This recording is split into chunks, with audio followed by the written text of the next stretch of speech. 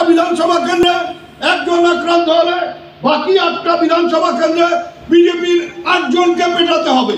ওই বিজেপির 8 জনকে পেটাতে পারি তাহলে দেখবেন ওই 8 জন এবং তাদের পরিবারের লোকেরা বিজেপির উপর চাপ সৃষ্টি করবে যে তোমরা গুলি চালিয়ে ঘরে বসে আছো আর ডান খাওয়ার লাগছে আমরা, তাহলে আর দেখবেন ওই সাহস করিয়ে আর এইসব গুলি গোলা চালাবে না।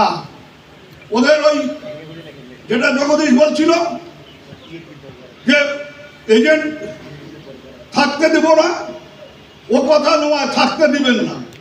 তোমরা যদি কাউকে নাও করেন থাকবেন কি থাকবেন না, ওরা হয়তো ওই কেন্দ্রীয় বাহিনীর হাত ধরে এজেন্ট হতে যাবে।